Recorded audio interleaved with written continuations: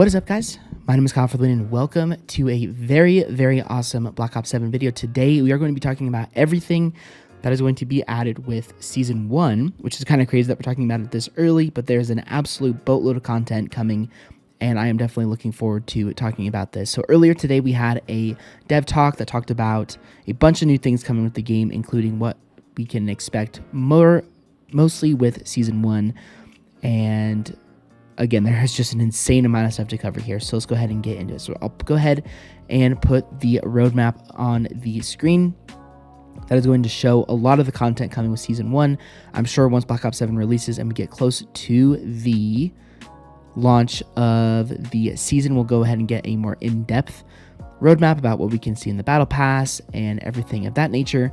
But we just have an absolute crazy amount of content. It is kind of wild how much content we're actually going to be getting. So without further ado, guys, let's go ahead and get into this. So we have officially confirmed all of the maps that are coming within Black Ops 7's multiplayer, and we did play quite a few of these during the beta, but there are a few that we have not played yet. We've got Blackheart, of course, was a beta map. We've got Colossus, which we have not played yet, Cortex, Exposure, The Forge, and Toshin were, of course, all the beta maps. But skipping the beta maps, we have the map called Den. We have Express, of course, from Black Ops 2 coming back. We have Flagship, Hijacked from Black Ops 2 coming back. Homestead, which is that map I'm actually looking forward to playing quite a bit. Imprint, and then we have two maps called Mission, and one of them is Mission Edge, and one of the other is Mission Tide, and these are going to be the 20v20 maps. We've got Paranoia, Raid, of course, from Black Ops 2. Can't wait to get my hands on that map. Retrieval, Scar, and those are the maps that are the base maps that we have not played yet. And again, I'm really looking forward to the maps. I actually liked quite a few of the maps from the beta. There were a few that I wasn't a huge fan of, but overall, most of the maps were really good and I enjoyed them. So I think that the maps that we're going to be getting in the full release of the game are going to be really good as well. I mean, we can basically guarantee that Hijacked and Raid are going to be great. Express is very hit or miss.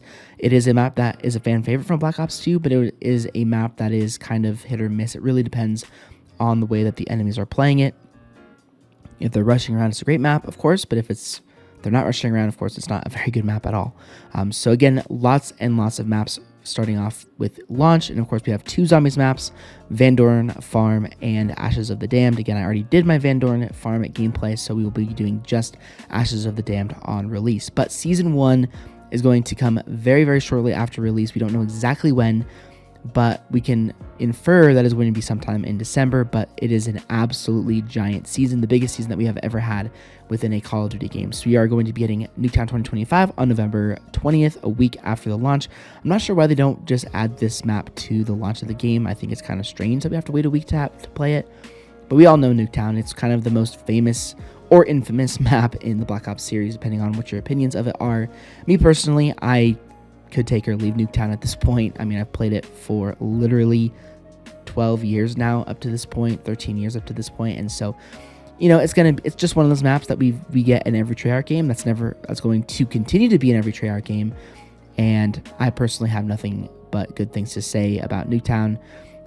It can be a fun map, and I think now that skill-based matchmaking has been officially confirmed to be out of Black Ops 7, we are going to have a great time, and Nuketown is going to be back to its old glory days in Black Ops 1, where people were dropping 100 kill gameplays and everything of that nature. But moving on into the Season 1 content in depth here, we have a bunch of brand new maps coming, including 4 new maps and 2 remakes.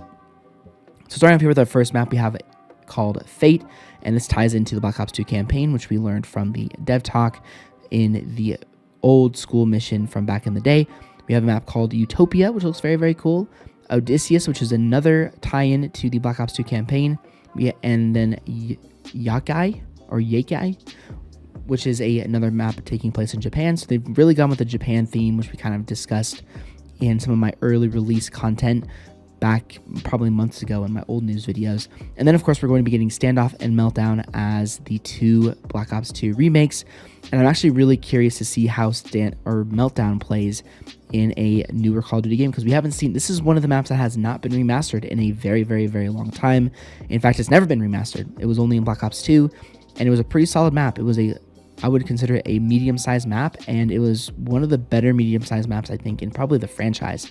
So again, a ton of maps. Again, when it comes to seasons, we are pretty much accustomed to getting 2 maps at launch and then 1 map at the mid-season update, maybe two.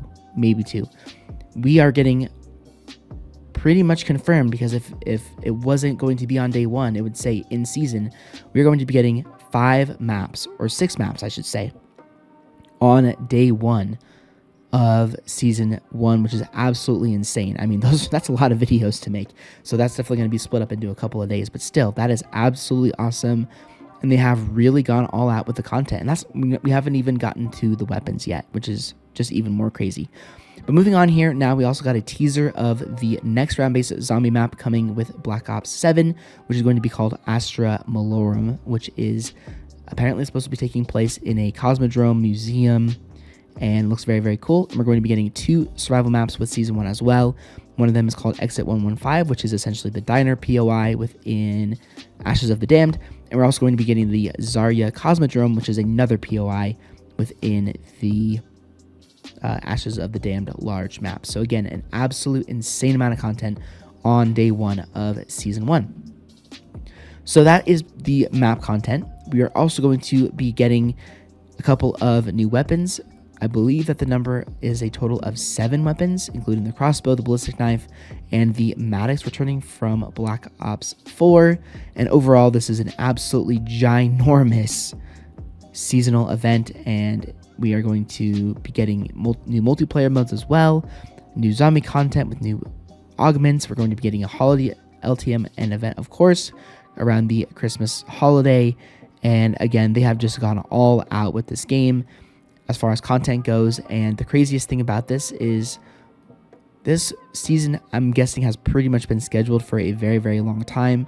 Again, how I believe the developers do this is they basically make most of the maps that we're going to be getting in seasons during the actual game's life cycle, or before the game comes out. And so they basically have had this content prepared for a very, very long time. So it's not in response to Battlefield 6, sorry. This is fully in response to, or this is just fully what they're doing with with Black Ops 7, which I think is absolutely awesome. I do think, however, that the skill-based matchmaking changes and adjustments were in response to Battlefield 6, but it's really hard to say, and we're never going to know. It's going to be impossible to know that information, because Activision nor Treyarch is going to come out and say, oh, we did this because of Battlefield 6. That's just never going to happen. But anyway, guys, let me know what you guys' thoughts are about this content. I am actually really looking forward to Black Ops 7. I've been enjoying the crap out of Battlefield 6, but Call of Duty is my favorite game, and it is my main game that I do really enjoy. And after my experience on Black Ops 6 tonight, I am really looking forward to having a game with no skill-based matchmaking for the first time in 6 years. So anyway, thank you guys so much for watching this video. If you want to check out any of my previous videos, they'll be linked down below within the description, as well as they will also be at the end of the video for you to check out as well. And I'll see you all on more Call of Duty and Battlefield videos very, very soon. SEALs, your mission directive has been achieved.